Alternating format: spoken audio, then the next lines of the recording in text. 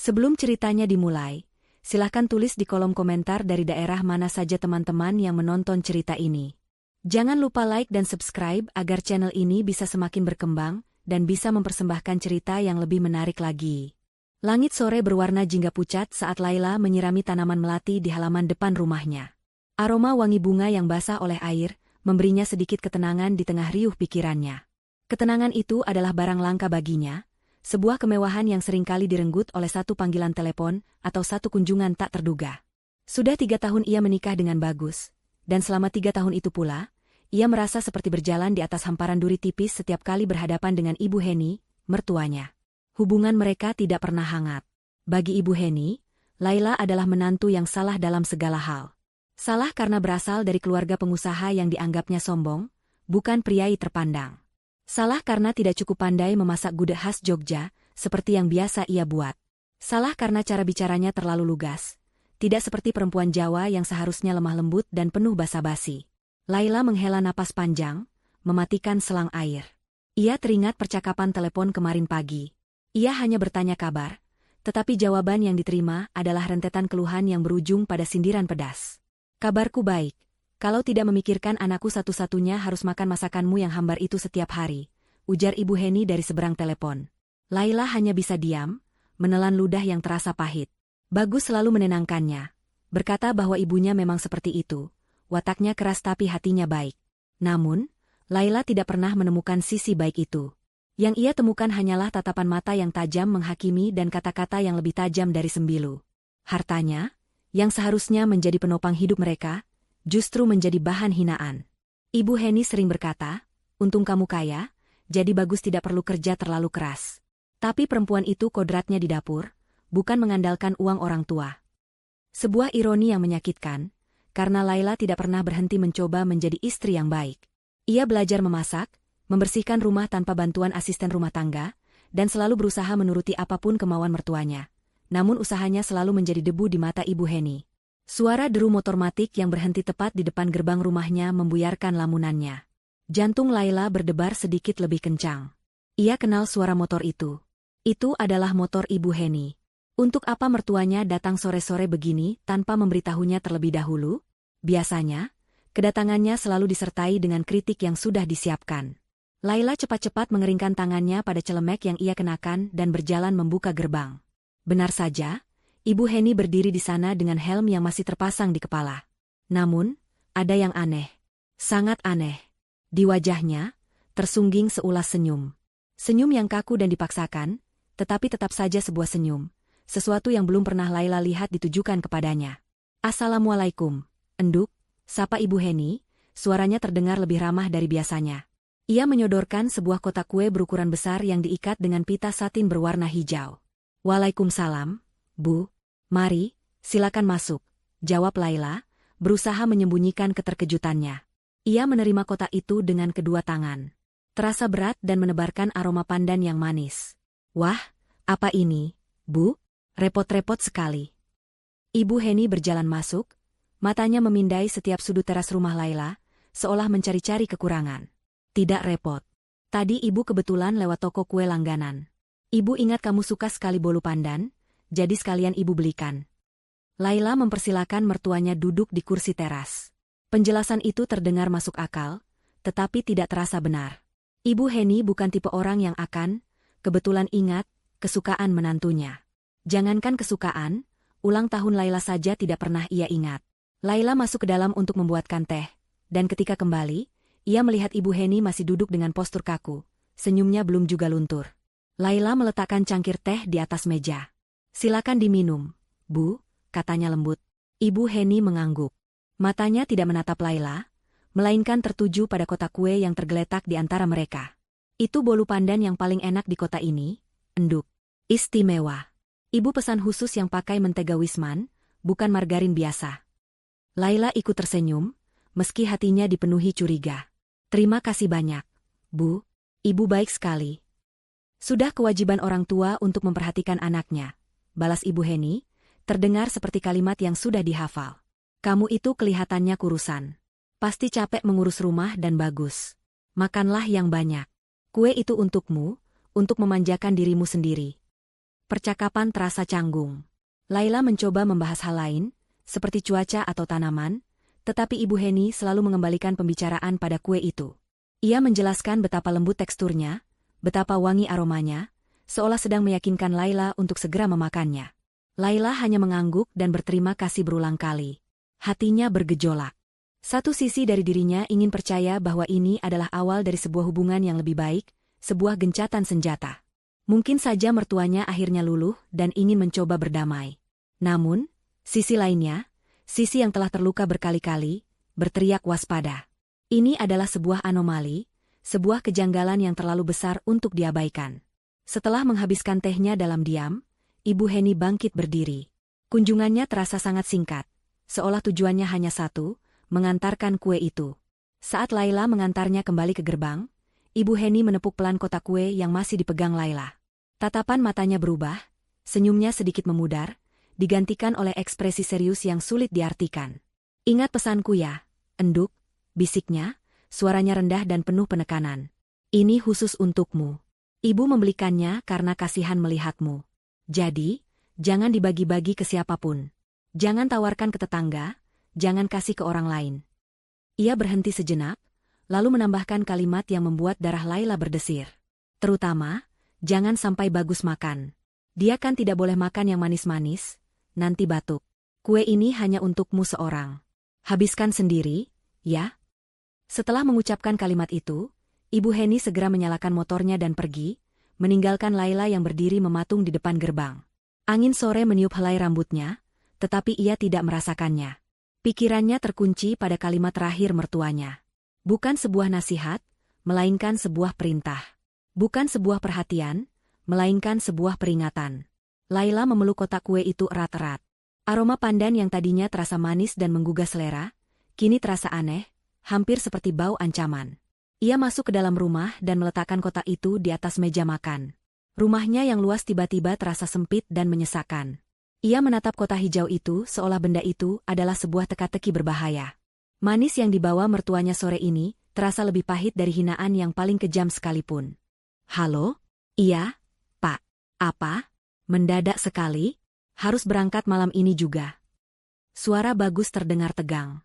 Laila memperhatikannya dengan saksama. Wajah suaminya pucat, matanya melirik ke arah Laila dengan gugup. Setelah beberapa saat, ia menutup telepon. Ia menatap Laila dengan ekspresi yang dibuat-buat menyesal. "Sayang, maaf sekali. Aku baru saja ditelepon bosku. Ada masalah darurat di proyek luar kota. Aku harus berangkat ke sana sekarang juga. Paling lambat berangkat sebelum subuh." Berita itu datang seperti sambaran petir, tetapi anehnya, Laila merasa lebih tenang. Kepanikan yang ia rasakan beberapa saat lalu berubah menjadi kewaspadaan yang dingin. Rencana mereka, apapun itu, sepertinya sedang dipercepat. Bagus harus pergi, meninggalkannya sendirian di rumah. Sendirian bersama kue beracun itu. Laila menatap kotak hijau di atas meja makan. Benda itu bukan lagi sekadar kue. Itu adalah bukti dari sebuah rencana jahat yang ditujukan untuk melenyapkannya. Dan suaminya sendiri, pria yang tidur seranjang dengannya, adalah bagian dari rencana itu. Laila duduk di sofa ruang tengah, memandangi kotak kue di atas meja makan dari kejauhan. Sudah hampir 1 jam sejak Ibu Heni pergi, tetapi Laila belum berani menyentuh kotak itu lagi. Pikirannya terus memutar ulang setiap kata yang diucapkan mertuanya, terutama penekanan pada kalimat, "hanya untukmu seorang." Mengapa? Mengapa begitu penting bagi Ibu Heni agar hanya dirinya yang memakan kue ini? Jika memang khawatir Bagus akan batuk, bukankah cukup mengatakan itu sekali saja? Ini terasa lebih dari sekadar perhatian. Ini adalah sebuah larangan keras yang terselubung. Perasaan paranoid mulai merayapinya. Apakah ia berlebihan? Mungkin saja ia terlalu terbiasa dengan perlakuan buruk, sehingga ketika menerima kebaikan, ia justru menaruh curiga. Ia mencoba meyakinkan dirinya sendiri. Mungkin ini memang titik balik. Mungkin Ibu Heni sungguh-sungguh ingin memperbaiki hubungan mereka. Kue ini adalah simbolnya, zaitun perdamaian. Tapi hatinya menolak untuk percaya. Intuisi yang selama ini membantunya bertahan dari serangan verbal Ibu Heni kini, berteriak lebih kencang dari biasanya. Ada yang tidak beres. Laila akhirnya memberanikan diri. Ia berjalan ke meja makan, membuka pita satin hijau itu dengan hati-hati, lalu mengangkat tutup kotaknya. Aroma pandan dan mentega yang kaya langsung menyeruak, memenuhi ruangan. Di dalamnya, terbaring sebuah bolu pandan yang sempurna. Warnanya hijau cerah, permukaannya halus, dan taburan keju parut di atasnya tampak begitu menggoda. Tidak ada yang aneh. Tidak ada bau yang mencurigakan, tidak ada warna yang ganjil. Itu hanyalah sebuah kue yang tampak sangat lezat. Laila mengambil pisau kue, ragu-ragu. Haruskah ia mencicipi sepotong kecil? Tepat saat ujung pisau menyentuh permukaan kue, ia mendengar suara mobil Bagus memasuki garasi. Laila buru-buru meletakkan pisaunya dan menutup kembali kotak itu. Ia tidak ingin Bagus melihat keraguannya. Beberapa saat kemudian, Bagus masuk ke dalam rumah, membawa serta tas kerjanya. "Assalamualaikum, sayang," sapanya sambil tersenyum. Ia mendekati Laila dan mengecup keningnya. "Waalaikumsalam, Mas," balas Laila, berusaha tersenyum senormal mungkin. Mata Bagus langsung tertuju pada kotak kue di atas meja. "Wah, ada kue. Dari siapa?" "Dari ibu. Tadi sore ibu mampir ke sini," jawab Laila sambil mengamati reaksi suaminya. Bagus mengangkat alisnya, tampak terkejut. "Ibu? Tumben sekali. Biasanya kalau mau datang telepon dulu." Ia mendekati meja makan dan membuka kotak itu. "Wow, bolu pandan kesukaanmu. Kelihatannya enak sekali. Ibu baik sekali, ya." Nada suara Bagus terdengar tulus. Tetapi Laila menangkap kilat aneh di matanya saat melihat kue itu, hanya sekejap, lalu hilang. Mungkin hanya perasaannya saja. "Iya," katanya kebetulan lewat, jadi sekalian mampir. Laila menjelaskan. "Tuh, kan, apa ku bilang? Ibu itu sebenarnya sayang sama kamu, hanya saja cara menunjukkannya kadang-kadang kurang pas," kata Bagus dengan nada ceria. Ia merangkul bahu Laila. "Sudah, jangan berpikir yang tidak-tidak lagi tentang ibu. Ayo, kita makan kuenya. Aku juga mau coba." Laila menahan napas. "Tapi, Mas, tadi ibu berpesan, katanya kue ini khusus untukku. Katanya Mas Bagus tidak boleh makan yang manis-manis, nanti batuk." Bagus tertawa kecil, tawa yang terdengar sedikit dipaksakan. "Ah, ibu ini ada-ada saja. Batukku kan sudah sembuh dari minggu lalu. Lagi pula, mana mungkin aku tega membiarkanmu makan kue selezat ini sendirian. Sudah, ayo kita potong." Bagus mengambil pisau dan hendak memotong kue itu, tetapi Laila menahannya. "Nanti saja, Mas. Aku siapkan makan malam dulu, ya. Kamu pasti lapar." Laila butuh waktu untuk berpikir. Penolakan Bagus yang begitu enteng terhadap larangan ibunya terasa ganjil. Bagus menatapnya sejenak, lalu mengangguk. "Baiklah. Tapi setelah makan malam, kita makan kuenya, ya? Aku penasaran." Saat makan malam, Bagus bersikap lebih manis dari biasanya. Ia memuji masakan Laila, menanyakan bagaimana harinya, dan mendengarkan ceritanya dengan penuh perhatian. Namun, Laila merasa ada yang berbeda. Suaminya tampak sedikit gelisah. Ia beberapa kali melirik ponselnya yang tergeletak di samping piring. Laila mencoba mengabaikannya, berusaha menikmati momen langka ini. Setelah makan, Laila mencuci piring di dapur. Bagus berkata ia akan menelepon rekan kerjanya sebentar di ruang tamu. Dari dapur, Laila bisa mendengar suara Bagus berbicara di telepon, tetapi suaranya sangat pelan, hampir seperti bisikan. Ketika Laila selesai dan kembali ke ruang tengah, Bagus sudah selesai menelepon dan sedang asyik dengan ponselnya. Laila melihat suaminya mengetik dengan sangat cepat. Saat menyadari kehadiran Laila, Bagus buru-buru meletakkan ponselnya dengan layar menghadap ke bawah. "Sudah selesai cuci piringnya?" tanyanya, senyumnya tampak sedikit tegang. Laila hanya mengangguk. Kecurigaannya semakin menjadi-jadi. Ia duduk di samping Bagus, mencoba melihat ke arah ponselnya, tetapi Bagus dengan sigap memasukkannya ke dalam saku celana. Suasana kembali canggung. "Oh ya, kuenya," seru Bagus tiba-tiba, seolah baru teringat. "Ayo kita makan sekarang." Sebelum Laila bisa menjawab, ia pamit ke kamar mandi. Ini adalah kesempatannya. Dengan jantung berdebar kencang, Laila berjalan ke ruang tamu, tempat Bagus meninggalkan tas kerjanya. Ia tahu ini salah, tetapi ia harus melakukannya. Ia membuka tas itu dan menemukan ponsel kerja Bagus, yang sering ia tinggalkan di sana. Ia tidak tahu kata sandinya. Namun, saat ia iseng mencoba tanggal ulang tahun pernikahan mereka, layar ponsel itu terbuka. Notifikasi pesan singkat muncul di bagian atas layar. Pengirimnya tidak bernama, hanya sebuah nomor. Pesan itu hanya satu baris, tetapi cukup untuk membuat darah Laila serasa berhenti mengalir. "Umpan sudah di tempat. Pastikan besok pagi semuanya bersih." Pesan itu dikirim sekitar 1 jam yang lalu. Jantung Laila berdetak begitu kencang hingga ia takut Bagus bisa mendengarnya dari kamar mandi. Umpan? Apa maksudnya umpan? Dan mengapa semuanya harus bersih besok pagi? Tiba-tiba, semuanya terasa masuk akal dalam gambaran yang mengerikan. Kunjungan Ibu Heni yang mendadak. Kue yang hanya boleh ia makan. Sikap manis Bagus yang tidak wajar. Pesan misterius ini. Umpan itu adalah kue ini. Dan targetnya adalah dirinya.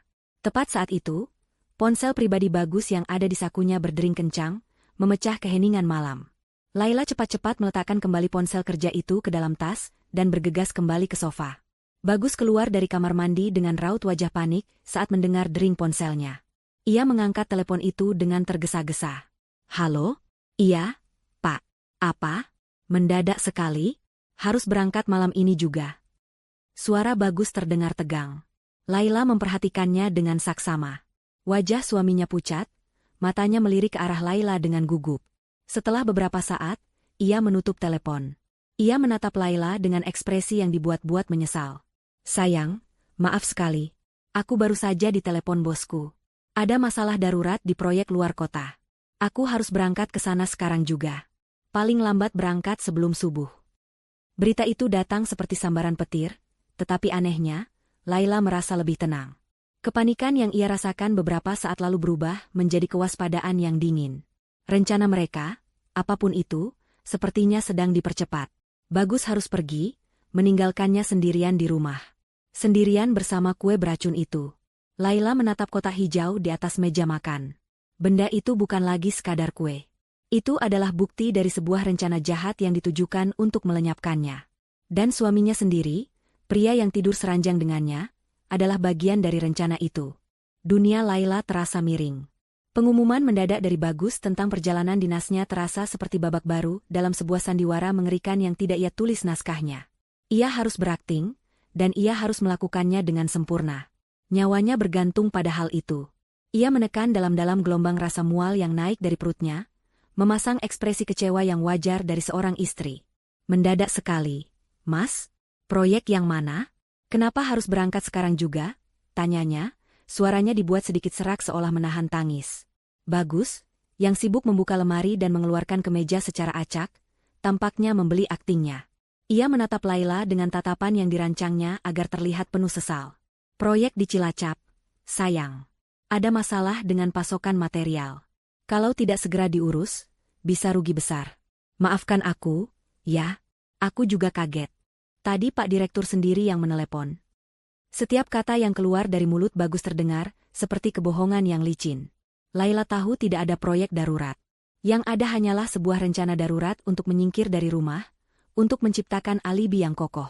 Saat Laila ditemukan meninggal besok pagi, entah karena keracunan makanan atau sakit mendadak, Bagus akan berada jauh di luar kota, menjadi suami yang berduka dan tidak tahu apa-apa. Rencana yang rapi. Rencana yang keji. Ya sudah, kalau memang urusan pekerjaan, mau bagaimana lagi, sahut Laila pelan. Ia bangkit dan mulai membantu Bagus memasukkan pakaian ke dalam tas travel berukuran sedang. Tangannya bergerak dengan mantap, melipat kemeja dan celana panjang dengan presisi yang menakutkan, seolah otaknya telah terpisah dari tubuhnya. Tubuhnya menjalankan peran sebagai istri yang berbakti, sementara otaknya berputar liar, menyusun strategi untuk bertahan hidup. Ia harus tetap tenang. Menghadapi Bagus sekarang hanya akan membuatnya terpojok. Ia tidak punya bukti yang bisa dibawa ke polisi. Hanya sebuah pesan singkat di ponsel yang bisa saja dihapus atau disangkal dengan mudah. Tidak, ia harus membiarkan mereka melanjutkan rencananya, membiarkan mereka berpikir bahwa ia tidak tahu apa-apa. Ia harus membiarkan mereka masuk lebih dalam ke dalam perangkap yang mereka gali sendiri. Biar aku siapkan air hangat untukmu mandi, Mas. Setelah itu minum teh jahe dulu biar badanmu hangat di perjalanan, kata Laila. Bagus tersenyum, senyum lega karena istrinya begitu pengertian. Terima kasih, sayang. Kamu memang istri terbaik. Pujian itu terasa seperti tamparan. Laila hanya mengangguk kecil dan berjalan ke kamar mandi, lalu ke dapur. Saat air mendidih di atas kompor, ia menatap kotak kue hijau di atas meja. Benda itu seolah memiliki aura gelap, berdenyut dengan niat jahat pembuatnya. Umpan. Ia adalah targetnya. Mereka ingin ia memakannya malam ini, sebelum Bagus pergi, agar rencananya berjalan mulus. Tapi Bagus tidak memaksanya. Mungkin karena ia pikir Laila akan memakannya sendiri sebagai camilan malam atau sarapan pagi. Keyakinan mereka pada kebodohan Laila adalah satu-satunya celah yang ia miliki. Malam itu terasa sangat panjang. Laila duduk di tepi ranjang, memperhatikan Bagus yang menyelesaikan pengepakan barangnya. Setiap gerak-geriknya ia amati. Cara Bagus menghindari tatapan matanya, cara ia tertawa hambar saat Laila mencoba bergurau, semuanya menegaskan kecurigaannya. Tidak ada lagi cinta di ruangan ini, hanya ada seorang pemburu dan mangsanya yang berpura-pura tidak tahu sedang diburu. Pukul 4 pagi, alarm di ponsel Bagus berbunyi. Laila, yang tidak tidur sedikitpun, segera bangkit. "Aku siapkan kopi dulu, Mas," katanya. "Tidak usah, sayang. Aku langsung berangkat saja, takut macet di jalan," tolak Bagus cepat. Ia tampak sangat ingin segera meninggalkan rumah. Ia menyambar tasnya dan bergegas menuju pintu depan. Laila mengikutinya dari belakang. Di ruang makan, Bagus berhenti sejenak dan melirik ke arah kotak kue. "Jangan lupa sarapan kue itu, ya. Kelihatannya enak sekali. Sayang aku tidak bisa ikut mencicipi." Itu dia. Perintah terakhir yang tersamar. Sebuah pengingat agar ia tidak lupa menelan umpannya. Dan pada saat itulah, sebuah ide gila namun cemerlang melintas di benak Laila. Ide yang lahir dari keputusasaan, sebuah pertaruhan besar yang bisa menyelamatkan hidupnya atau justru menghancurkannya. Ia harus membalikkan keadaan. Senjata makan tuan. Laila memasang wajah panik yang dibuat-buat. "Ya ampun, Mas. Aku benar-benar minta maaf. Karena semalam begadang menemanimu berkemas, aku jadi bangun kesiangan. Aku belum sempat memasak apapun untuk bekalmu. Bahkan nasi pun belum masak." Bagus, yang sudah di ambang pintu, hanya melambaikan tangannya. "Tidak apa-apa, sayang. Aku bisa beli makanan di jalan nanti." "Jangan, Mas," Laila berkata dengan nada yang terdengar tulus dan penuh perhatian. Matanya sengaja diarahkan ke kotak kue di atas meja. "Perjalanan ke Cilacap itu jauh. Nanti kamu kelaparan di mobil. Tunggu sebentar." Tanpa menunggu jawaban Bagus, Laila berjalan cepat ke meja makan. Dengan gerakan yang sigap, ia mengambil seluruh kotak kue itu. Kotak itu masih utuh, belum tersentuh sama sekali. Ia memasukkannya ke dalam sebuah tas jinjing yang cukup besar, lalu menyodorkannya pada Bagus. "Ini, Mas. Bawa saja semua kuenya. Ini kan banyak, lebih dari cukup untuk sarapan dan camilan di jalan. Daripada di rumah juga tidak ada yang makan selain aku. Bawa saja, ya? Biar hatiku tenang tahu kamu tidak kelaparan," ujar Laila dengan tatapan memohon. Bagus tampak tertegun sejenak. Rencananya adalah agar Laila yang memakan kue itu, bukan dirinya. Namun, penolakan dalam situasi ini akan terlihat sangat aneh dan mencurigakan. Bagaimana ia bisa menjelaskan mengapa ia tidak mau membawa kue kesukaan istrinya yang diberikan dengan begitu tulus? Apalagi ia sendiri yang tadi berkata ingin mencicipinya.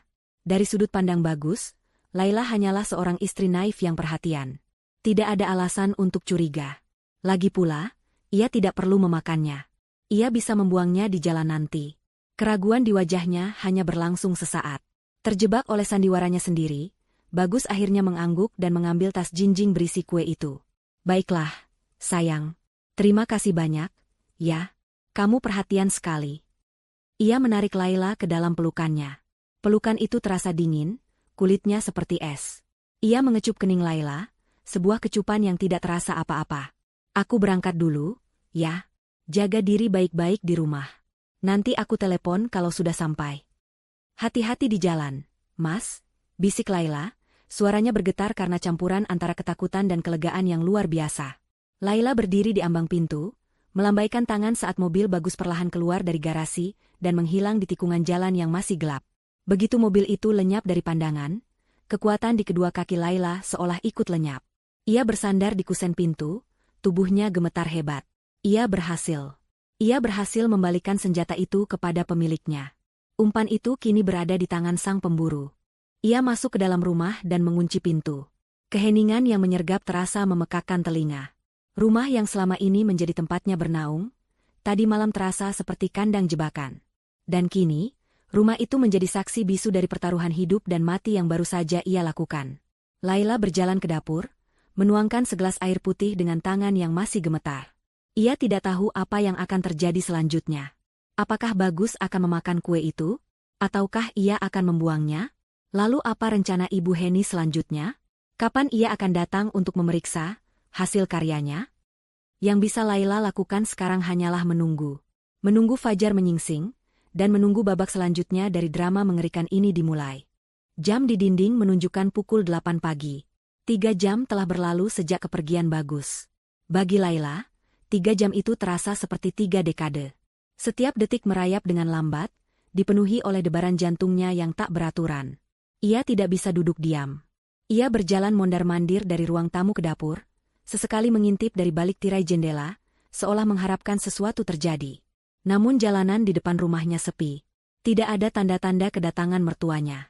Ia mencoba menenangkan diri. Ia membuat teh hangat, tetapi tangannya terlalu gemetar untuk memegang cangkir dengan benar. Ia mencoba menyalakan televisi, tetapi suara dari layar kaca hanya terdengar seperti dengungan bising yang menyakitkan telinga. Pikirannya melayang pada Bagus. Di manakah suaminya sekarang? Apakah ia sudah berhenti di suatu tempat untuk sarapan?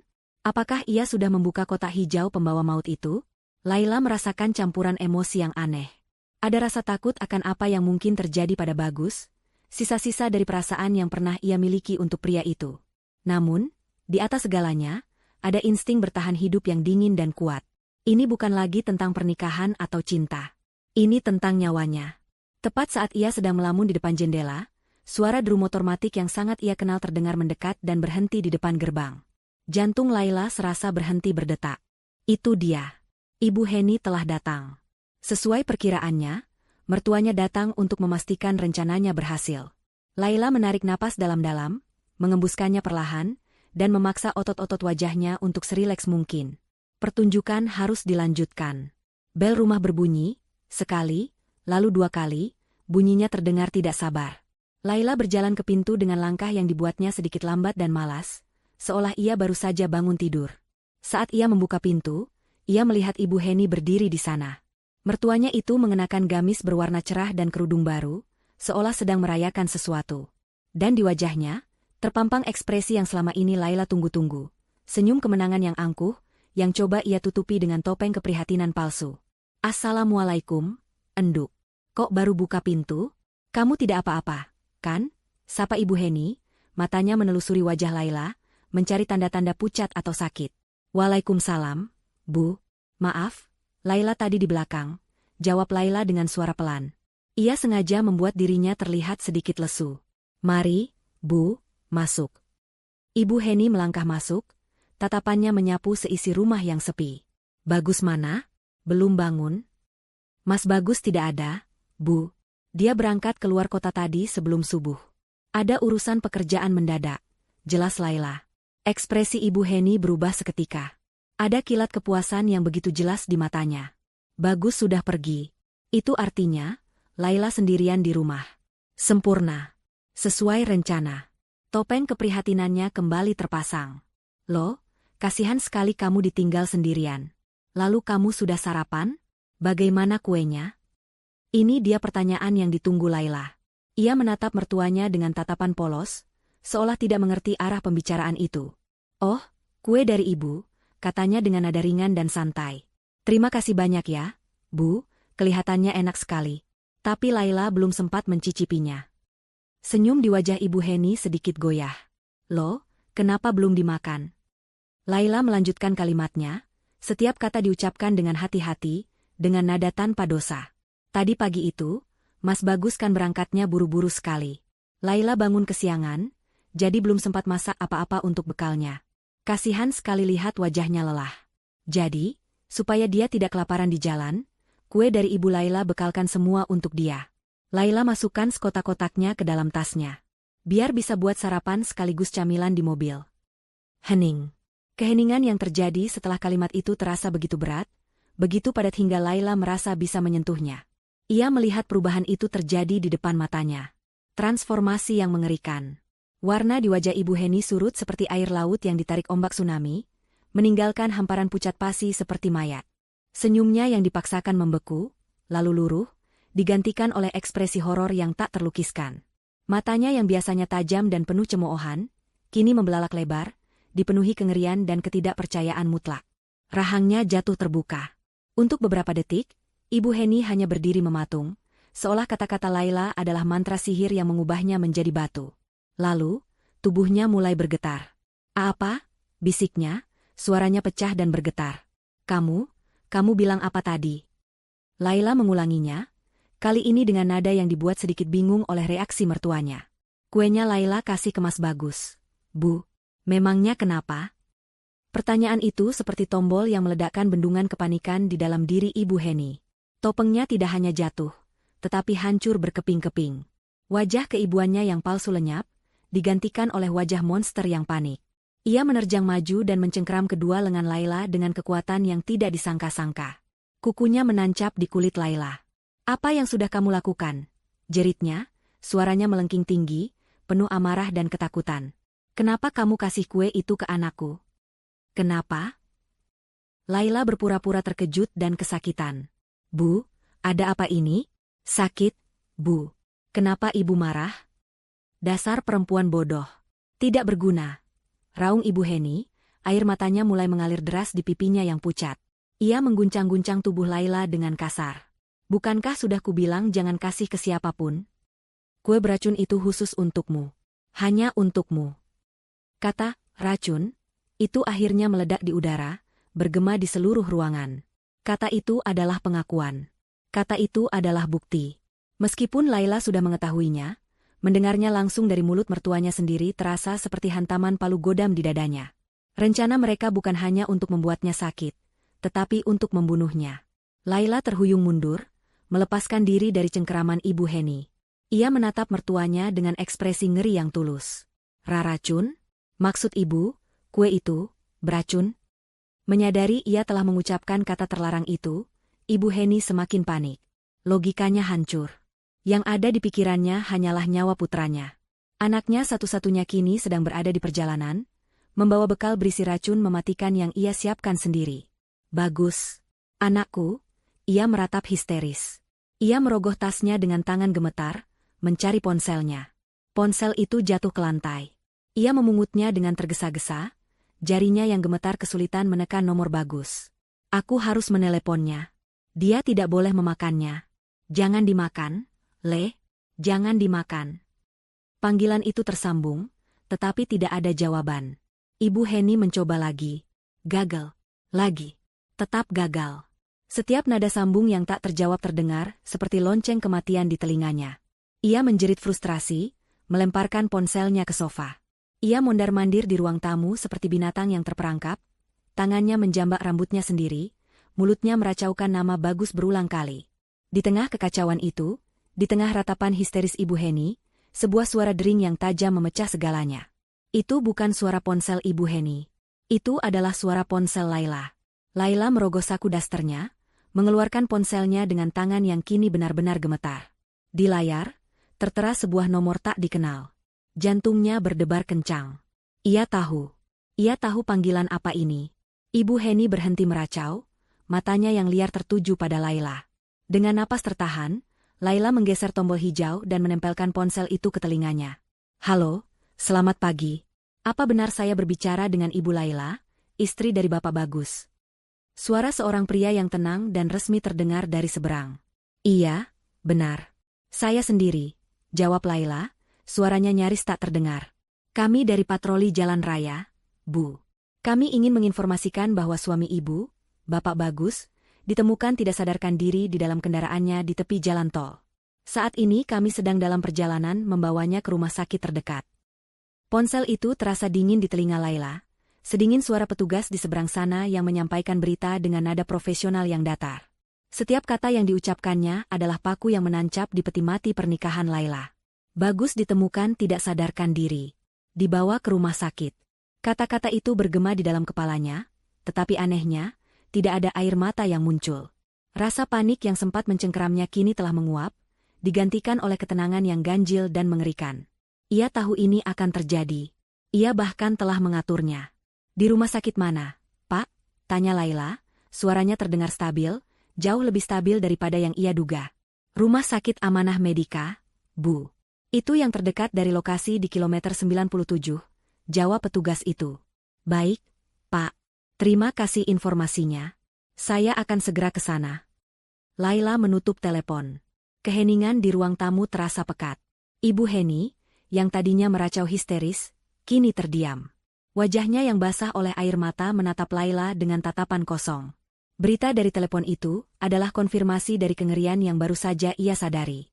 Rencananya tidak hanya gagal, tetapi telah berbalik arah dengan kecepatan penuh dan menabrak satu-satunya hal yang berharga dalam hidupnya. Bagus, bisik Ibu Heni, suaranya seperti desisan ular yang sekarat. Anakku, kenapa? Laila menatap mertuanya, tidak ada lagi rasa takut atau hormat di matanya. Yang ada hanya tatapan dingin seorang hakim yang menatap terdakwa. Itu yang seharusnya saya tanyakan pada ibu. Kenapa? Pertanyaan itu menyulut kembali api di dalam diri Ibu Heni. Rasa bersalahnya yang sesaat berubah menjadi mekanisme pertahanan diri yang paling purba, menyalahkan orang lain. Ia bangkit, menunjuk wajah Laila dengan jari gemetar. Ini semua gara-gara kamu. Pekiknya, suaranya pecah. Kalau saja kamu memakan kue itu seperti seharusnya, anakku tidak akan celaka. Kenapa kamu begitu bodoh dan ceroboh? Kenapa kamu harus memberikan bekal itu pada anakku? Logika dalam kata-kata Ibu Heni begitu terpelintir hingga terasa absurd. Ia menyalahkan Laila karena tidak mati. Laila hanya diam, membiarkan mertuanya mengeluarkan semua racun di dalam hatinya. Harusnya kamu yang terbaring di rumah sakit sekarang. Harusnya kamu yang mati. Lanjut Ibu Heni, pikirannya semakin kalut. Dalam kepanikannya untuk menyalahkan Laila, ia tidak sadar telah membongkar semua rahasianya. Semuanya sudah diatur dengan baik. Semuanya sudah direncanakan. Bagus sudah setuju, dia sendiri yang punya ide. Dia bilang dia sudah tidak tahan hidup denganmu. Dia bilang kamu itu beban. Dia ingin kamu lenyap supaya dia bisa memulai hidup baru. Biar dia bisa menikah dengan Laura, dan kita semua bisa menikmati hartamu. Laura. Nama itu menghantam Laila seperti sebuah peluru. Bukan peluru yang membunuh, tetapi peluru yang merobek selapis tirai tipis di dalam benaknya, menampakkan sebuah kebenaran yang jauh lebih menyakitkan daripada sebuah rencana pembunuhan. Laura. Rekan kerja bagus. Wanita cantik dan ambisius yang beberapa kali datang ke rumah untuk urusan pekerjaan. Wanita yang selalu menatap Laila dengan tatapan aneh yang dulu Laila kira adalah rasa kagum, namun kini ia sadari adalah tatapan superioritas seorang pemenang. Tiba-tiba, kepingan-kepingan puzzle yang selama ini berserakan di benak Laila menyatu dengan sempurna. Panggilan telepon larut malam yang selalu dijawab Bagus di balkon. Perjalanan dinas yang semakin sering. Aroma parfum wanita yang samar-samar menempel di kemejanya, yang selalu ia sangkal sebagai bau parfum rekan kerjanya di lift. Jarak emosional yang semakin melebar di antara mereka, yang Laila kira karena tekanan pekerjaan.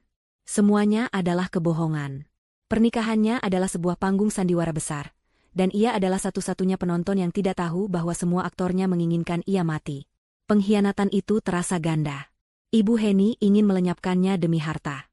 Itu adalah kejahatan yang lahir dari keserakahan. Tapi Bagus, suaminya, ia tidak hanya ingin Laila mati demi harta, tetapi juga demi wanita lain. Ia ingin menyingkirkan Laila untuk memberi ruang bagi cinta barunya. Rasa sakitnya begitu dalam, begitu tajam, hingga melampaui rasa takut akan kematian. Racun di dalam kue itu mungkin bisa membunuh tubuhnya, tetapi pengkhianatan ini membunuh jiwanya. Dan pada saat itulah, sesuatu di dalam diri Laila berubah. Rasa sakit itu tidak membuatnya hancur. Justru sebaliknya. Rasa sakit itu membeku, mengeras, dan berubah menjadi sesuatu yang lain. Sesuatu yang dingin, tajam, dan sangat kuat. Sebuah pilar baja bernama pembalasan. Tidak ada lagi air mata. Tidak ada lagi keraguan. Yang tersisa hanyalah sebuah tujuan yang jernih, mereka semua harus membayar perbuatan ini. Ia menatap Ibu Heni, yang masih terengah-engah setelah meluapkan amarahnya. Wajah wanita tua itu kini tampak menyedihkan, dipenuhi ketakutan akan akibat dari perbuatannya sendiri. Kekuatan telah berpindah tangan. Kita harus ke rumah sakit sekarang, kata Laila, suaranya terdengar asing di telinganya sendiri. Dingin, datar, dan penuh perintah. Ibu Heni menatapnya dengan bingung, seolah tidak mengerti mengapa Laila yang kini mengambil alih kendali. Cepat ganti baju, Bu. Kita harus pergi sekarang, bentak Laila, sebuah kekuatan baru yang tidak ia kenali muncul dalam dirinya. Ibu Heni tersentak kaget. Tanpa membantah, ia bergegas masuk ke dalam kamar tamu tempat ia biasa menginap, bergerak seperti robot yang dikendalikan dari jarak jauh. Laila memberinya waktu 5 menit. Sementara menunggu, ia tidak tinggal diam. Ia teringat sesuatu. Ponsel kerja Bagus. Suaminya itu sering meninggalkannya di rumah saat akhir pekan, atau jika sedang tidak ingin diganggu. Dengan langkah cepat, Ia masuk ke ruang kerja Bagus. Ponsel itu tergeletak di atas meja, di samping laptop. Ia mengambilnya. Layarnya terkunci dengan pola. Laila menarik napas. Ia mencoba pola yang biasa, huruf B, untuk Bagus. Gagal. Tanggal ulang tahun pernikahan mereka, gagal. Tanggal ulang tahunnya, gagal. Lalu ia teringat nama itu. Laura. Ia tidak tahu tanggal lahir Laura. Tapi ia pernah mendengar Bagus menyebut nama panggilan kesayangan untuk Laura, saat ia kira Laila sudah tidur. My Queen. Ratuku. Ia mencoba menggambar pola huruf Q. Gagal. Lalu ia mencoba sesuatu yang lebih sederhana. Huruf L. Layar ponsel itu terbuka. Jantung Laila berdebar kencang. Ia segera membuka galeri foto. Di sana, di antara folder-folder berisi foto-foto proyek dan dokumen kerja, ada satu folder yang namanya disamarkan, revisi desain.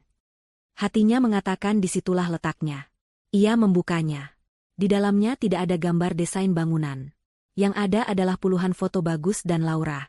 Foto mereka sedang berlibur di pantai, berpelukan mesra dengan latar belakang matahari terbenam. Foto mereka sedang makan malam romantis di sebuah restoran mewah. Bagus menyuapi Laura. Foto mereka di dalam mobil, Laura mencium pipi Bagus dengan mesra. Dan yang paling menyakitkan, sebuah foto selfie yang sepertinya diambil di sebuah kamar hotel. Keduanya berbaring di tempat tidur, hanya ditutupi selimut, tersenyum bahagia ke arah kamera. Laila merasakan empedu naik ke kerongkongannya. Ini adalah bukti visual dari kebohongan yang telah ia jalani selama ini. Setiap senyuman di foto itu adalah belati yang ditusukkan ke punggungnya. Ia cepat-cepat mengirim beberapa foto paling jelas ke nomor ponselnya sendiri melalui aplikasi pesan, lalu menghapus jejak pengiriman itu. Ia mengunci kembali layar ponsel dan meletakkannya persis di tempat semula.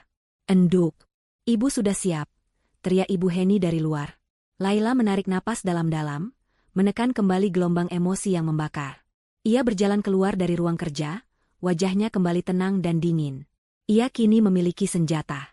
Bukti pengkhianatan. Bukti motif. Ia mengambil kunci mobilnya dari atas meja. Ayo, Bu. Kita berangkat, katanya. Perjalanan ke rumah sakit terasa seperti perjalanan menuju neraka. Ibu Heni duduk di kursi penumpang, menangis tanpa suara, sesekali merapalkan doa dengan bibir gemetar. Laila menyetir dengan fokus yang tajam, matanya lurus menatap jalanan. Pikirannya tidak lagi kacau. Pikirannya kini adalah sebuah medan perang yang telah usai, menyisakan satu pemenang yang berdiri tegak di antara puing-puing kehancuran, keinginan untuk keadilan. Mereka akan tiba di rumah sakit bukan sebagai keluarga yang berduka, melainkan sebagai pelaku dan korban yang akan segera berhadapan dengan konsekuensi dari sebuah rencana pembunuhan yang gagal total. Bau disinfektan yang tajam langsung menyergap indera penciuman Laila, begitu ia melangkahkan kaki ke dalam lobi unit gawat darurat Rumah Sakit Amanah Medika. Suasananya begitu kontras dengan keheningan mencekam di dalam mobil. Di sini, semuanya bergerak cepat. Perawat berseragam putih berlari kecil mendorong brankar, dokter memberikan instruksi dengan suara tegas, dan suara pengumuman dari pengeras suara bercampur dengan tangisan lirih dari keluarga pasien lain. Ini adalah tempat di mana hidup dan mati bertarung setiap detiknya, sebuah panggung yang terasa pas untuk babak akhir drama keluarganya. Laila, dengan Ibu Heni yang mengekor di belakangnya seperti bayangan yang putus asa, langsung menuju meja informasi. Permisi, Sus. Pasien atas nama Bagus, korban dari jalan tol, dibawa ke sini, kata Laila, suaranya terdengar jelas dan tenang di tengah hiruk-pikuk. Seorang perawat muda memeriksa catatannya. Bapak Bagus. Benar, Bu. Beliau baru saja dipindahkan ke ruang ICU di lantai 2. Kondisinya masih kritis. Silakan Ibu ke sana, nanti akan ada dokter yang memberi penjelasan. Lantai 2. ICU. Kata-kata itu terdengar begitu klinis, begitu dingin. Laila mengangguk, mengucapkan terima kasih, lalu berbalik dan berjalan menuju lift, diikuti oleh Ibu Heni yang langkahnya gontai. Selama perjalanan singkat di dalam lift, Ibu Heni tidak berhenti bergumam. Selamatkan anakku, ya Allah. Selamatkan Bagus. Laila hanya diam, hatinya telah menjadi batu. Doa itu terdengar sia-sia di telinganya. Koridor di depan ruang ICU lebih sepi dan tegang. Hanya ada beberapa orang yang duduk di kursi tunggu dengan wajah cemas. Di ujung koridor, sebuah pintu kaca besar bertuliskan, Intensive Care Unit, memisahkan dunia luar dari para pasien yang sedang berjuang antara hidup dan mati. Seorang perawat mencegat mereka, menjelaskan bahwa mereka tidak bisa masuk, tetapi bisa melihat dari jendela observasi. Perawat itu menunjuk ke sebuah bilik kaca di barisan kedua. Dan di sanalah ia. Bagus. Suaminya. Pria yang tadi pagi masih mencium keningnya, kini terbaring tak berdaya di atas ranjang rumah sakit. Wajahnya pucat pasi, bibirnya membiru. Berbagai macam selang dan kabel terhubung ke tubuhnya, menghubungkannya ke monitor-monitor di samping ranjang yang menampilkan grafik garis dan angka-angka yang bergerak naik turun. Dadanya kembang kempis mengikuti ritme mesin ventilator yang membantunya bernapas. Ia tidak terlihat seperti seorang konspirator yang licik, tidak juga seperti seorang kekasih yang berkhianat. Ia hanya terlihat seperti seonggok daging yang rapuh, yang sedang kalah dalam pertarungannya melawan racun. Melihat pemandangan itu, pertahanan terakhir Ibu Heni runtuh. Sebuah jeritan yang lebih mirip lolongan binatang yang terluka keluar dari tenggorokannya. Bagus. Anakku. Ia menerjang maju, menggedor-gedor kaca tebal itu dengan kedua tangannya. Bagus, bangun, Le. Ini ibumu. Bangun. Jangan tinggalkan ibu. Raungannya yang histeris memecah keheningan koridor. Orang-orang di kursi tunggu menoleh kaget. 2 orang perawat dan seorang satpam segera berlari menghampiri. Ibu, tenang, Bu. Mohon jangan membuat keributan, kata seorang perawat mencoba menenangkannya. Tapi Ibu Heni sudah tidak peduli. Pikirannya telah hancur. Ia terus memukuli kaca, meratapi putranya, menyalahkan takdir. Laila hanya berdiri beberapa langkah di belakangnya, menonton adegan itu dengan tatapan kosong. Tidak ada simpati. Tidak ada kasihan. Yang ia lihat hanyalah seorang penjahat yang menangisi akibat dari kejahatannya sendiri. Ironisnya, Ibu Heni menangisi pria yang sedang sekarat karena racun yang ia siapkan untuk Laila. Saat para perawat sibuk menenangkan Ibu Heni, Laila merasakan kehadiran seseorang di sampingnya. Ia menoleh. Seorang wanita cantik, tinggi, dengan rambut hitam panjang tergerai, berdiri di sana. Ia mengenakan blus sutra mahal dan celana bahan yang pas di tubuhnya. Wajahnya dipenuhi kepanikan, matanya yang dilapisi riasan mahal tampak merah karena menangis. Laila mengenalinya seketika dari foto-foto di ponsel Bagus. Laura. Laura sama sekali tidak melirik Laila. Fokusnya tertuju pada sosok Bagus di balik kaca. Mas Bagus. Desisnya, air matanya mulai mengalir. Ia hendak menerobos maju, langsung menuju pintu icu. Laila secara refleks menggeser tubuhnya, menghalangi jalan Laura. Laura menatap Laila untuk pertama kalinya. Ada kilat kaget di matanya, segera diikuti oleh ekspresi jengkel dan tidak suka. Permisi. Saya harus masuk, katanya dengan nada memerintah, seolah Laila adalah seorang asing yang menghalangi jalannya. Laila menatap lurus ke mata wanita itu. Ruangan ini steril. Tidak ada yang boleh masuk, jawab Laila, suaranya dingin dan menusuk. Saya harus bertemu dengannya. Ini darurat, desak Laura, mencoba mendorong pelan bahu Laila. Laila tidak bergeming. Ia berdiri tegak, kekuatannya yang baru ditemukan membuatnya kokoh seperti batu karang. Saya istrinya, katanya, menekankan setiap suku kata. Anda siapa? Pertanyaan itu membuat Laura terdiam. Wajahnya memerah, campuran antara malu dan marah. Ia jelas tidak menyangka akan berhadapan langsung dengan istri sah kekasihnya dalam situasi seperti ini. Ia membuka mulutnya untuk menjawab, tetapi tidak ada kata yang keluar. Tepat pada saat tegang itu, sebuah pintu di samping ruang icu terbuka. Seorang dokter paruh baya dengan wajah lelah dan tatapan serius keluar. Ia melihat ke sekeliling, matanya mendarat pada Laila yang berdiri paling dekat. Keluarga Bapak Bagus? Tanyanya. Saya istrinya, Dok. Jawab Laila cepat, melangkah maju, meninggalkan Laura dan Ibu Heni yang kini sudah didudukan di kursi oleh perawat. Dokter itu menghela napas panjang. Sebuah gestur yang tidak pernah membawa kabar baik. Ia menatap Laila dengan tatapan penuh simpati. Ibu Laila, kami sudah melakukan semua yang kami bisa. Pasien masuk dengan gejala keracunan akut yang sangat parah. Kami sudah melakukan bilas lambung dan memberikan beberapa jenis penawar, tetapi racun yang masuk ke dalam tubuhnya tampaknya bekerja sangat cepat dan sudah menyebabkan kerusakan multiorgan yang parah, terutama pada hati dan ginjalnya. Setiap kata medis yang diucapkan dokter itu terdengar seperti vonis. Laila mendengarkan dengan saksama, wajahnya tetap tenang, menyerap setiap informasi. Dokter itu berhenti sejenak, memilih kata-katanya dengan hati-hati. Kondisinya sangat tidak stabil. Jantungnya sangat lemah dan tekanan darahnya terus menurun. Mesin-mesin itu yang saat ini menopang hidupnya. Ia menatap langsung ke mata Laila, tatapannya tidak menyisakan ruang untuk harapan palsu. Maafkan saya harus mengatakan ini, Bu. Waktunya tidak banyak lagi. Sebaiknya Anda bersiap untuk kemungkinan terburuk. Vonis dokter menggantung di udara koridor yang dingin, Lebih berat dari bau disinfektan, lebih sunyi dari sirene ambulans yang meraung di kejauhan. Waktu Bagus tidak banyak lagi. Mendengar itu, Ibu Heni yang baru saja berhasil ditenangkan oleh perawat, kembali menjerit. Namun kali ini jeritannya berbeda. Bukan lagi jeritan amarah, melainkan ratapan putus asa yang begitu dalam, seolah jiwanya ikut tercabut dari raganya. Ia merosot di kursi, tubuhnya berguncang hebat dalam isak tangis yang memilukan. Semua rencananya, semua keserakahannya, kini berbuah menjadi pemandangan paling menyakitkan yang bisa dibayangkan seorang ibu. Menyaksikan anaknya sekarat karena ulahnya sendiri. Laura, di sisi lain, berdiri membeku.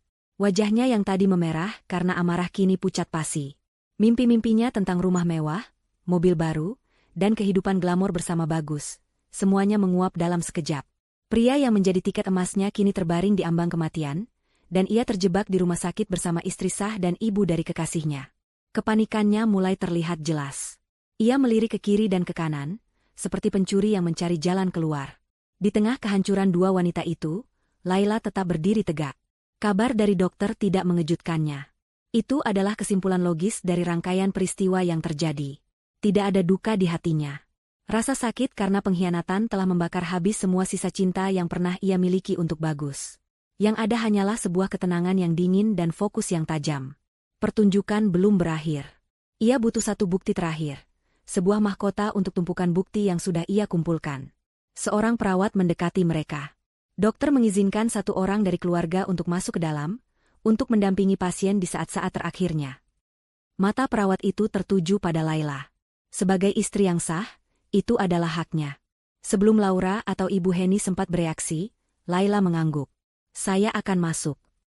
Ia berjalan melewati pintu kaca icu, meninggalkan kekacauan di koridor.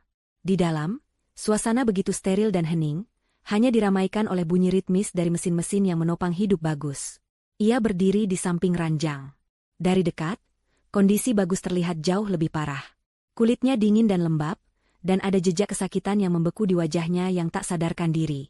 Laila menatap wajah pria itu, wajah yang pernah ia cintai dengan sepenuh hati, wajah yang pernah ia percayai akan menemaninya hingga tua. Ia mencoba mencari sisa-sisa dari pria yang ia kenal, tetapi tidak ada.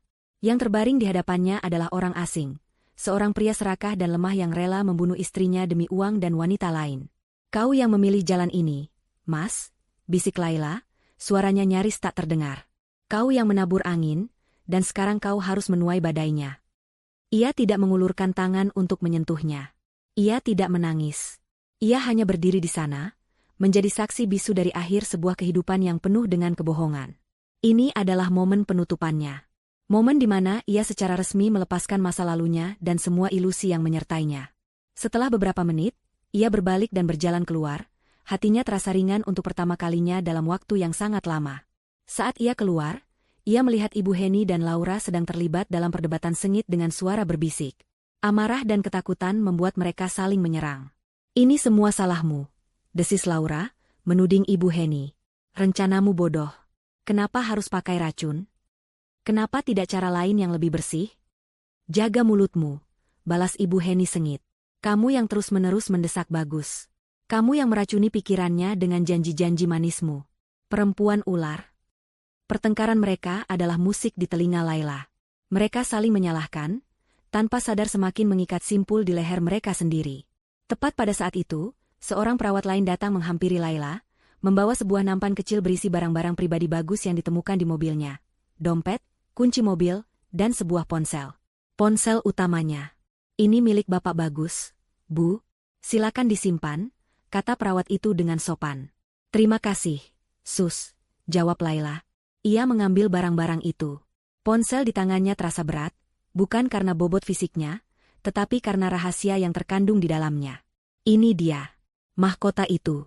Ia berjalan sedikit menjauh dari dua wanita yang masih berdebat itu, lalu duduk di salah satu kursi tunggu yang kosong. Dengan tangan yang sedikit gemetar karena antisipasi, ia menyalakan layar ponsel Bagus. Terkunci dengan kata sandi angka. Laila menarik napas.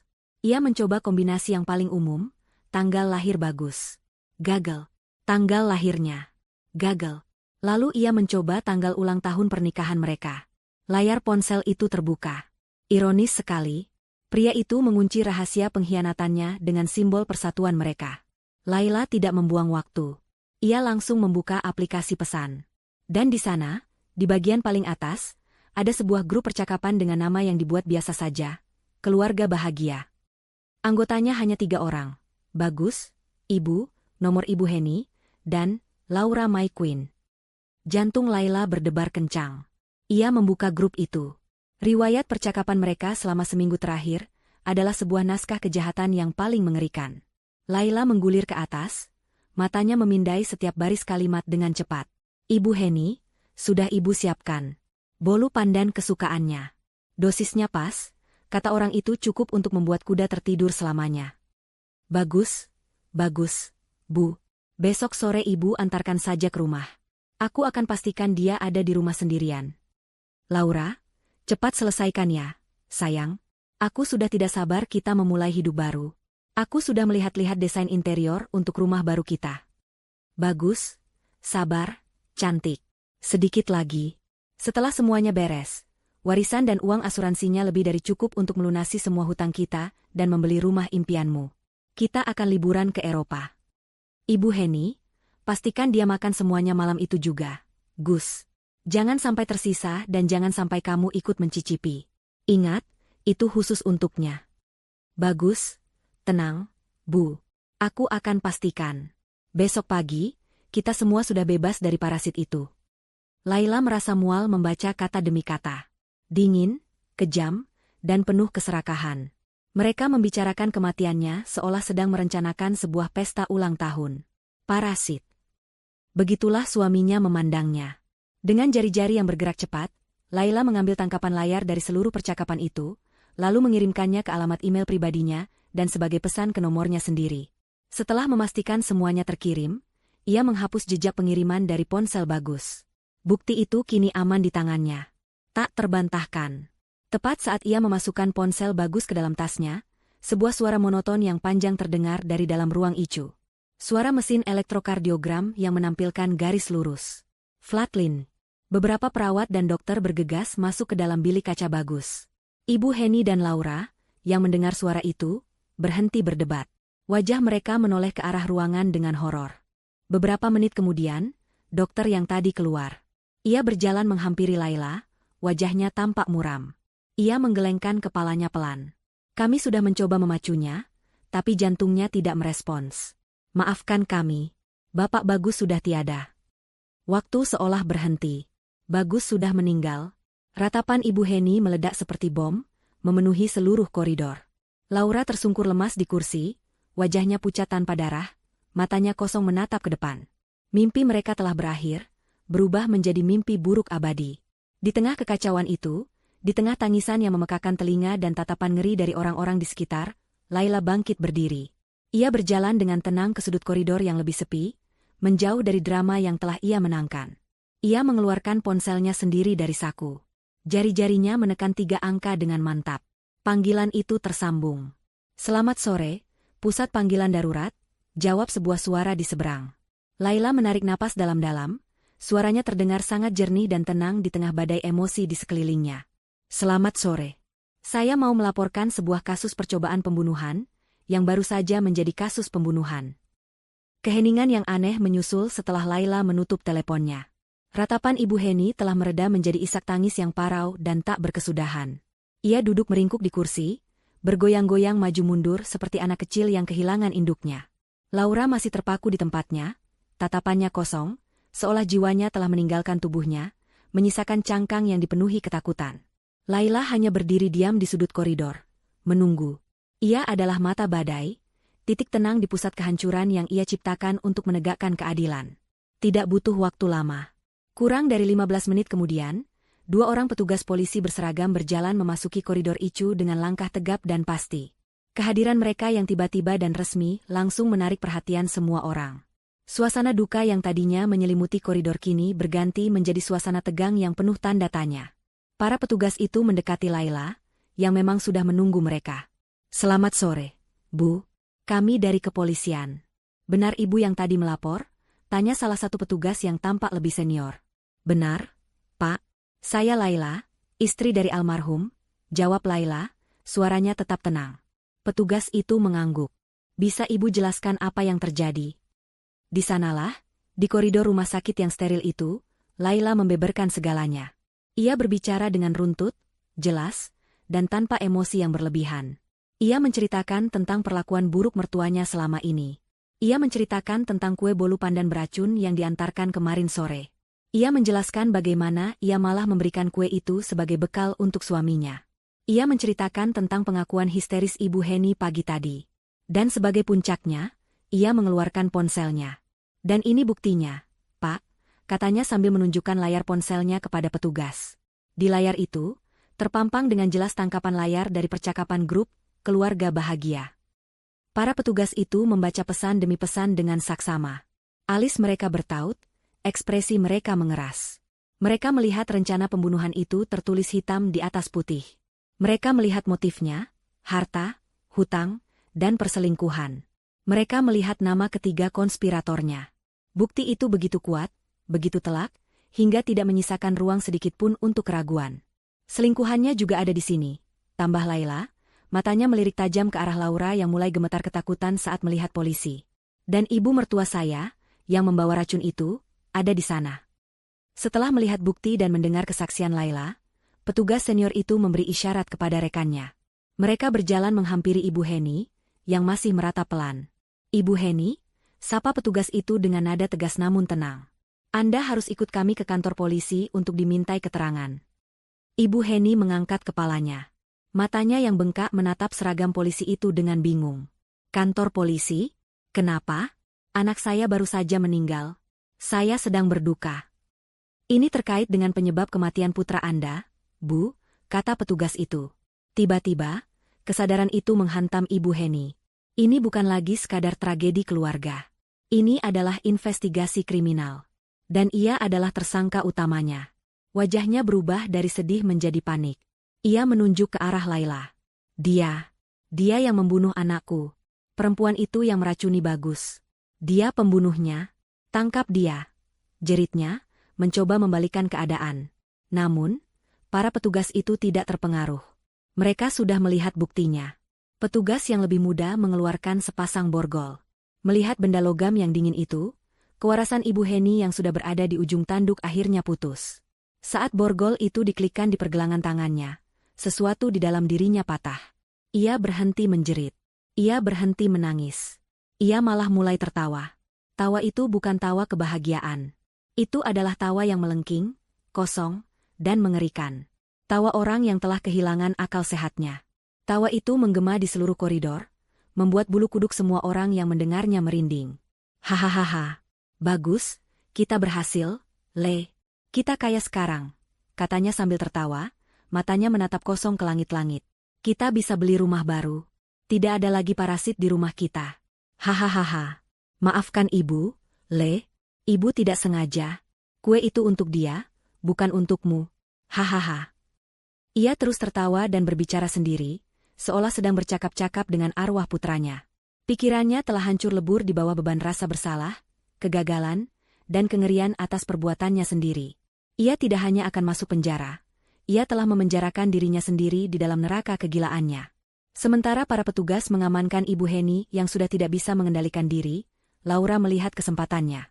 Ia bangkit perlahan, mencoba menyelinap pergi di tengah kekacauan. Ia berjalan mengendap-endap ke arah lift, berharap tidak ada yang menyadarinya. Tapi Laila melihatnya. Setiap gerakannya diawasi oleh mata Laila yang tajam. Pak, panggil Laila kepada salah satu petugas. Wanita itu. Namanya Laura. Jangan biarkan dia pergi. Petugas itu segera berbalik dan mencegat Laura tepat sebelum ia mencapai pintu lift. Wajah Laura yang angkuh dan penuh percaya diri kini luruh, digantikan oleh ekspresi ketakutan seekor tikus yang terpojok. Saya tidak tahu apa-apa. Saya hanya rekan kerjanya, saya datang untuk menjenguk. Kilahnya, suaranya bergetar. Nama Anda ada di dalam bukti percakapan ini, Bu. Anda juga harus ikut kami, kata petugas itu dengan tegas. Laura ambruk. Ia mulai menangis, memohon, menyangkal segalanya. Topeng wanita kelas atasnya telah hancur, menampakkan wajah aslinya. Seorang kriminal pengecut yang takut akan konsekuensi. Babak akhir dari drama itu ditutup dengan pemandangan yang surreal. Polisi membawa pergi dua orang wanita. Satu tertawa dan meracau dalam kegilaannya, sudah tidak lagi berada di dunia nyata. Satu lagi menangis dan memohon, diseret menuju kenyataan pahit dari hukuman yang menantinya. Koridor rumah sakit kembali sepi. Badai telah tiba dan berlalu, menyapu bersih semua kebusukan dalam hidup Laila. Ia berdiri sendirian di tengah keheningan, menatap ke arah jenazah suaminya yang akan segera dibawa ke kamar mayat. Ia tidak merasakan kemenangan, tidak juga kesedihan. Yang ia rasakan adalah sebuah kelegaan yang luar biasa. Ia akhirnya bebas. Bebas dari hinaan, bebas dari kebohongan, dan bebas dari sangkar emas yang hampir menjadi kuburannya. Badai itu memang menghancurkan segalanya. Tetapi dari puing-puing itu, ia siap membangun kehidupannya yang baru. Beberapa minggu setelah badai itu berlalu, kehidupan Laila berubah menjadi serangkaian urusan yang sunyi dan metodis. Ia mengurus pemakaman bagus. Upacaranya berlangsung sederhana dan sepi. Hanya segelintir kerabat jauh yang datang, sebagian besar dari mereka lebih sibuk berbisik-bisik, menebak-nebak apa yang sebenarnya terjadi pada keluarga yang tampak sempurna itu. Laila berdiri di sisi liang lahat, mengenakan pakaian serba hitam, wajahnya tenang tanpa air mata. Ia tidak berduka atas kepergian suaminya. Ia berduka atas hilangnya tahun-tahun hidupnya, atas kepercayaannya yang dihancurkan, dan atas cinta tulus yang ia berikan kepada orang yang salah.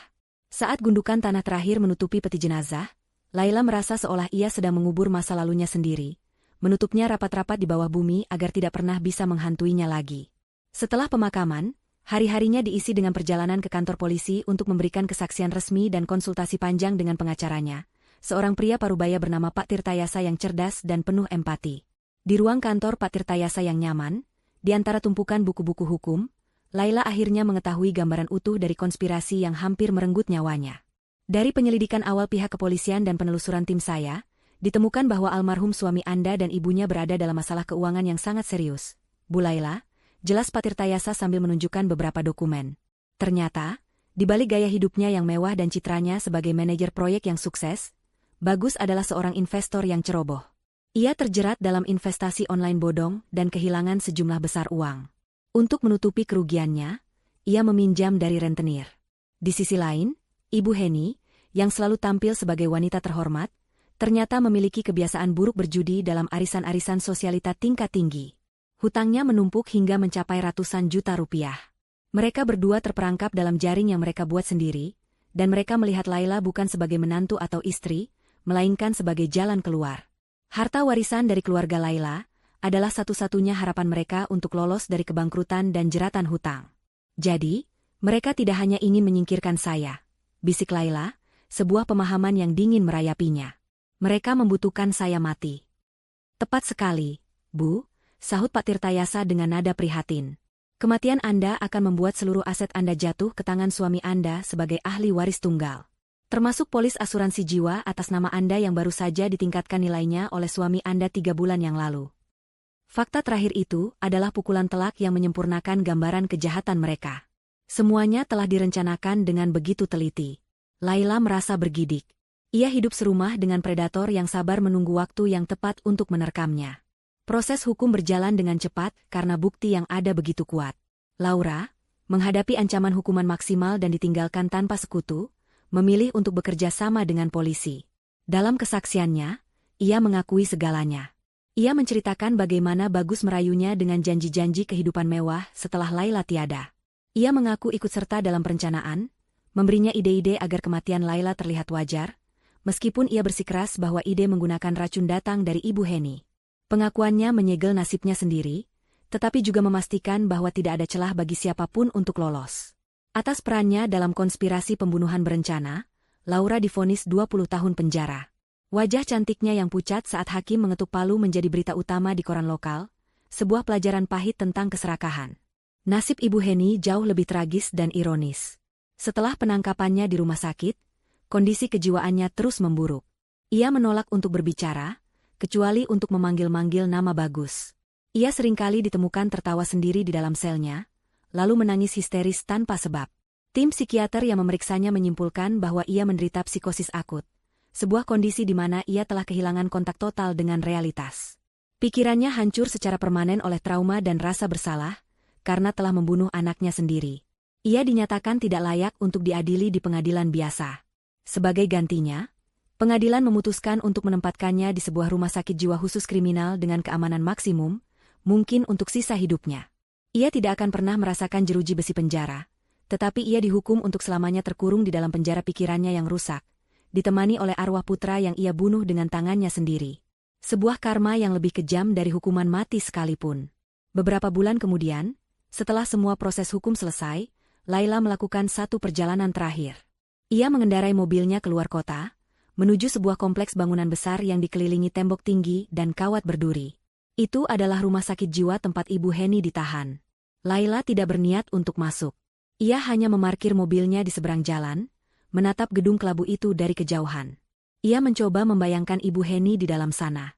Bukan lagi wanita angkuh dengan tatapan menghina, tetapi sesosok makhluk yang hancur, yang telah menuai apa yang ia tanam dengan cara yang paling mengerikan. Laila tidak merasakan kebencian, tidak juga kepuasan. Yang ia rasakan hanyalah sebuah kesedihan yang hening atas tragedi yang tidak perlu terjadi. Ia duduk di dalam mobil selama 10 menit, menatap gedung itu dalam diam. Kemudian, tanpa menoleh lagi, ia menyalakan mesin mobilnya, memutar balik, dan melaju pergi.